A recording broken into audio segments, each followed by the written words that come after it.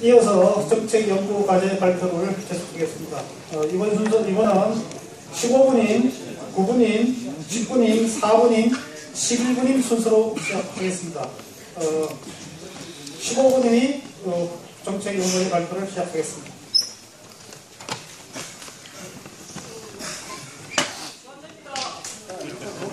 네, 안녕하십니까. 15분임의 발표를 맡은 식품의약품안전처의 박종우입니다. 저희 15분임은 농식품 안심목걸이 홍보 활성화 방안에 대하여 스마트 환경에 맞는 그런 국민과 소통하는 모바일 앱에 대한 개발을 중심으로 발표하게 되었습니다.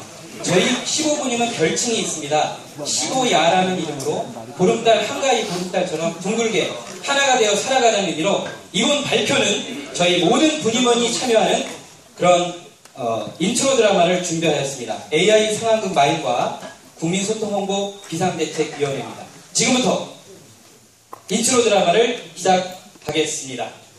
자, 해마다 날아오는 철새, 이들을 등에 업고 고시탐탐 우리나라 양계의 농가를 노리는 AI 바이러스, 이를 물리치기 위해 각 오리 농가를 지키는 긴급 방역 인력 간의 팽팽한 대치가 이루어지고 있습니다. 바로 이때 인플루엔자 바이러스의 천적으로 알려진 소독맨과 열라맨이 등장, 이를 에워싸며 마침내 굴복시키고 맙니다. 이는 농가들의 철저한 차단 방역과 소비자들의 축산물 가열 처리 섭취를 의미한다고 합니다. 자, 지금부터 AI 대응을 위한 비상대책위원회를 시작하겠습니다. 철저한 AI 통제에도 불구하고 소비자들의 불안은 날로 커지고 있고 닭 오리 소비는 갈수록 감소되고 있는 실정입니다. 따라서 오늘 우리는 국민소통 홍보 방안 마련을 위해 이 자리에 모였습니다. 다양한 의견을 모아서 빨리 대책을 마련해야 합니다. 야, 안 돼! 그 정도 됐으면 됐지. 뭘 더 해. 뭘 해도 있잖니. 국민들이 잘못된 거야. 야, 됐어. 홍보 그거 간단해. 오리고기, 닭고기, 문졌다는 홍보 파플에 처먹고 다 박쳐가지고 각 시도에 요래요래 뿌리는 거야. 그럼 걔네들은 또 시도에 요래요래 뿌리겠지. 그럼 그 시도에서 또 국민들한테 요래요래 나눠주겠지. 그럼 홍보 끝나는 거야. 그 정도면 됐어. 더 이상 안 돼! 뭐 하자는 겁니까 지금? 그게 말을 하고 됩니까? 그럼 쟤네들끼리 나눠가자는 것이지 무슨 국민들에게 홍보가 된단 말입니까 이거? 자, 쓸데없는 소리 지우고 지금부터 내 통계에 따른다.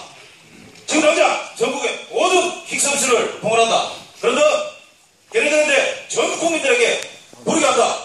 설치! 예산이 없다는데요. 그래? 그래, 좀 그건 무시적 홍보이겠지. 사람 불러야 돼. 홍보 전문가 불러. 자, 홍보 전문가인 제가 한 말씀 드리겠습니다. 다양한 통계를 보면 아시다시피 홍보하면 뭐니 해도 TV나 라디오가 최고입니다. 여기다 예산과 시간을 팍팍 투자해서 국민께 다가서야 합니다. 비록 일방적이긴 하지만 어쩔 수 없는 거 아닙니까? 이런 개소리 하고 있어. 무슨 홍보 전부가 하는 일방적인 거지. 우리 소비자들 개무시하는 거야 뭐요? 안 그래? 맞아. 소비자들 얘기 들어보지도 못하고 지들끼리 한 얘기를 갖고 우리들은 납득하라고 그럼 되겠어요? 진짜로 소비자들이 원하는 게 뭔지 알고나 하는 얘기예요? 진정한 홍보를 하려면 국민의 입장에서 그 눈높이에 맞춘 국민의 소리를 들어야 하는 거 아닙니까? 안 그래요 여러분? 네, 여러분 그렇습니다. 진정한 홍보란 정부의 일방적인 홍보가 아니라 국민과 소통하는 양방의 홍보가 될 것입니다. 저희는 그래서 농식품 안전관리 홍보 현황과 문제점, 또 원인 분석, 홍보 활성화 방안에 대해서 제안을 하고 이에 따른 기대 효과를 말씀드리겠습니다. 그 제안 배경으로는 여러 가지 배경이 있겠지만 우선 소비자의 불만이 증가함으로 말미암아 여러 가지 사회적, 경제적 그런 갈등 비용이 늘어나고 있고 지난해 새 정부 출범에 불량식품 근절 추진 의지로 안심먹거리 확보가 중요한 시점에서 이런 것이 배경이 되었습니다.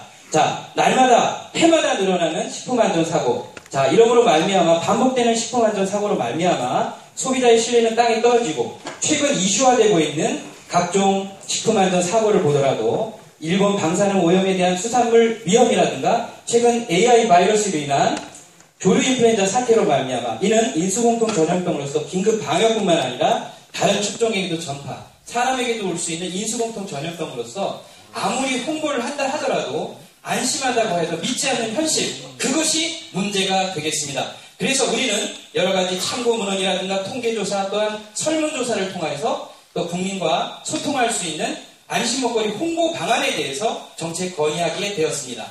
안전관리 홍보 현황 및 문제점에 대해서 말씀드리겠습니다.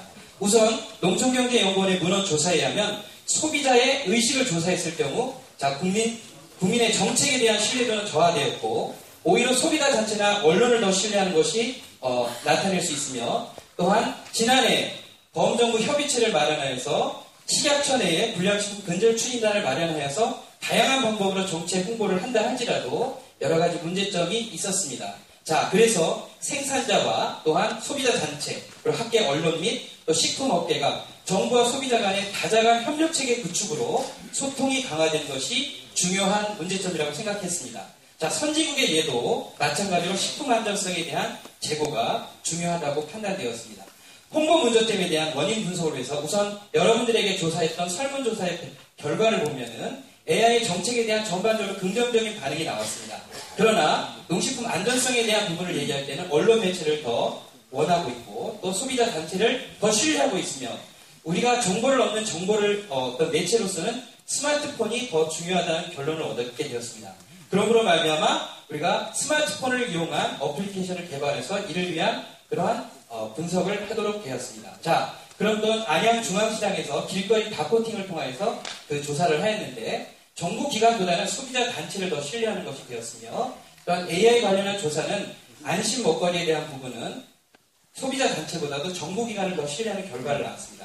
이것은 무엇을 말씀드릴 수 있냐면 최근에 실시간으로 국민들에게 홍보를 하고 있기 때문에 정부 기관을 신뢰하는 결과를 얻을 수 있었습니다.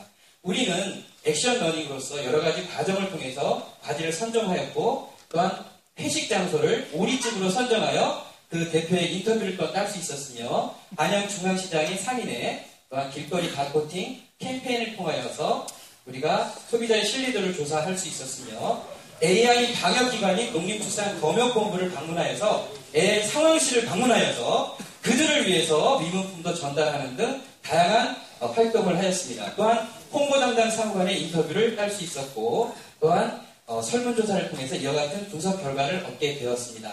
자, 참고로 우리가 닷코팅했던 걸 보시겠습니다.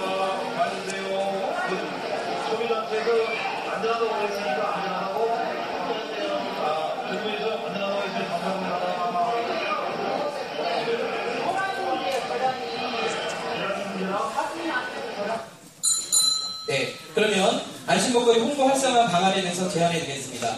스마트 시대의 정부의 홍보 패러다임 변화와 또한 대중과 공유하는 그런 식품안전관리 시스템, 또한 과학적 위험평가가 필요하여 결국에는 소비자와 소통하는 그러한 소통의 채널이 확대되기 위해서 우리는 결론적으로 농식품 안전먹거리에 대한 홍보를 제고하기 위해서 스마트폰 시대의 그 효율적인 방안에 대해서 그런 홍보를 중심을 통해서 소비자의 어떤 신뢰를 회복하는 것이 가장 중요한 국민과 소통하는 방법이라고 저희는 판단되었습니다.